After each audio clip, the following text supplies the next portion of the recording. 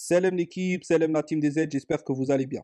Victoire de l'Algérie 2-0 face à l'Ouganda, donc au stade du 5 juillet pour le premier match qualificatif pour la CAN 2023.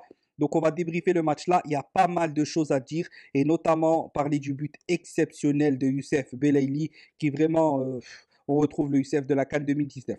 Juste avant de rentrer dans le vif du sujet, donc n'hésitez pas à vous abonner si vous êtes supporter de l'équipe nationale d'Algérie, à mettre un petit pouce bleu pour soutenir et à participer en commentaire, me donner votre avis sur le match. Alors qu'est-ce qui vous a plu, qu'est-ce qui vous a déplu, satisfait dans l'ensemble ou pas, vos tops, vos flops, etc.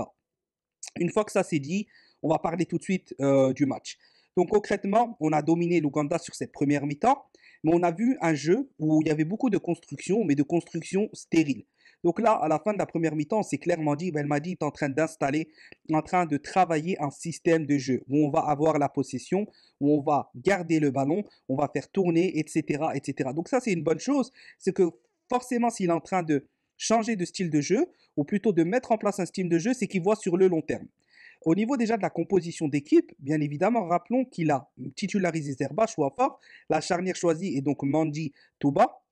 Donc il part sur quelque chose de nouveau.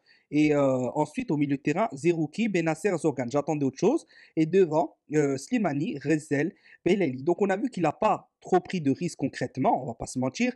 Il n'a pas fait jouer, il n'a pas fait tourner énormément l'équipe. Mais ça reste une composition intéressante, bien que j'aurais pas fait ça. Donc, comme j'ai dit, on a vu de la possession, etc.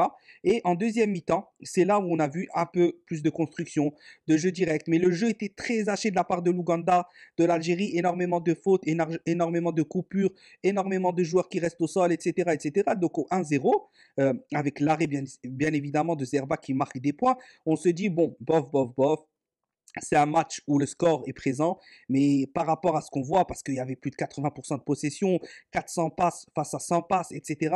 Mais ça ne se reflétait pas dans la beauté du football, c'est-à-dire que c'est des passes assez stériles, mais justes. Assez stériles, mais justes. Et vers la 65e minute, il fait rentrer Ounas Amoura. Là, tout de suite, on a vu un changement devant, de la percussion qui a été apportée, des qualités très impressionnantes de la part d'Amoura, sa vitesse, assez précis dans le jeu, qui ne lâche rien. Ounas toujours aussi efficace. Ensuite, il y a eu l'entrée de Bilal Brahimi, l'entrée de Ben Debka à la place de Zorgan, etc. Ça, c'était juste avant de passer en 4-2-3-1, parce qu'à un moment, on a vu que le schéma est passé en 4-2-3-1 pour apporter justement un peu plus d'animation offensive avec Zorgan qui a été placé en 10 et qui alternait pas mal avec un Belaïli quand il rentrait. Et on a vu justement qu'il manquait cette créativité. Donc Belmadi l'a compris, l'a adapté. Donc c'est encourageant pour la suite. C'est une victoire qui est importante, qui est utile et qui était de toute façon nécessaire. On retiendra les 3 points. On retiendra que Belmadi est en train de mettre en place un système de jeu intéressant et on a hâte de voir ce que ça va donner avec la Tanzanie. Pour moi, les flops sont clairement Rezal parce que j'en attendais plus que lui. Mais après, on va dire qu'on ne peut pas mettre trop de flops. On va dire que j'attendais plus. Vraiment, l'un des joueurs que j'ai trouvé le moins en forme comparé à ce qui nous a habitués, c'est Ben Sebaini. Benayada était bon défensivement, mais offensivement, ça n'apportait pas assez.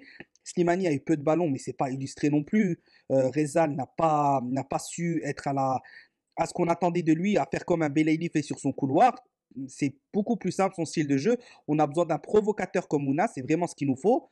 Voilà, un Zerouki qui a été très bon dans son milieu à 3 en tant que sentinelle, donc ça c'était positif. Ensuite, un Zorgan bien évidemment, qui a fait le travail, mais on en attendait peut-être un peu plus. Un Benasser toujours présent, mais c'est pas le grand Benasser des grands matchs, mais il a fait le job. Donc voilà plus ou moins ce qu'on a à dire. Encourageant pour la suite. Victoire 2-0, c'est l'essentiel. N'hésitez pas à me dire en commentaire ce que vous avez pensé du match, etc. Et Tahia l'Algérie.